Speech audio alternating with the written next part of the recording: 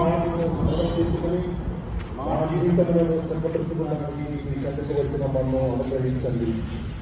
మా పాపం చేసిన ద్వారా నిన్ను ఎడబాటుకు మేము గుర్తిస్తున్నాము. మాకు మీ అనుగ్రహంతో ఇవ్వండి. ప్రభు పవిత్ర జీవితం ద్వారా మీ కరుణను నిరంతరం అనుభవించే భాగ్యము మాకు ప్రసాదించండి.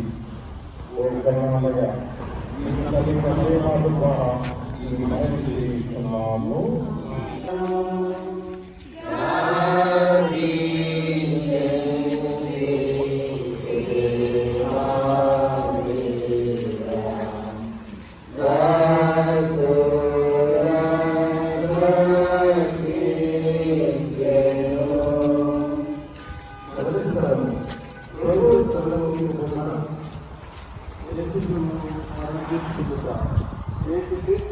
ఆరాధించి మీకు స్తోత్రం చేస్తున్నాము.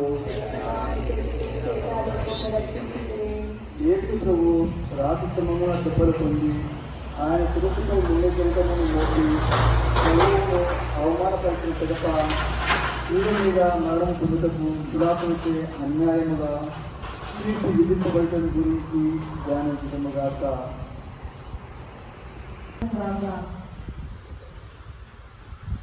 నా రక్షకుడైన యేసువా, మరణకాలం వరకు మీరు నాకు విధించి ఏడు దురితములు చేయమని నా పాపముల కొరకు ఉత్తరింపుగా మీకు ఒప్పగిస్తున్నాను.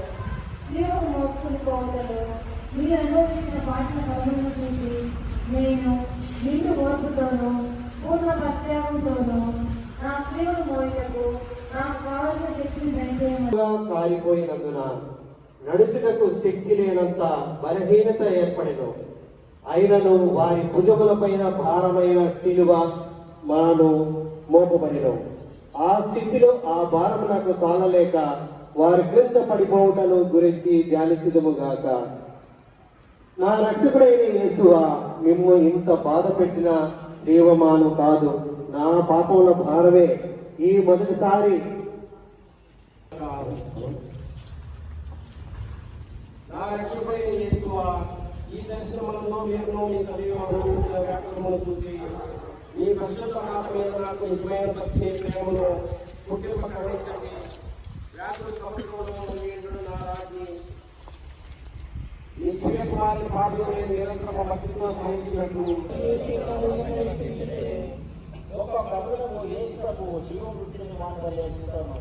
ఆ పుస్తకులు చూసి ఆయనను సేవలో కొట్టి అవమానముగా చంపవలైన తలంచి ఆయన ప్రోగులని గుర్తించడం తలంచి ఆయన వెనక సేవను పోయినకు శ్రేయాన్ని బలవంత గురించి ధ్యానించడం కాక.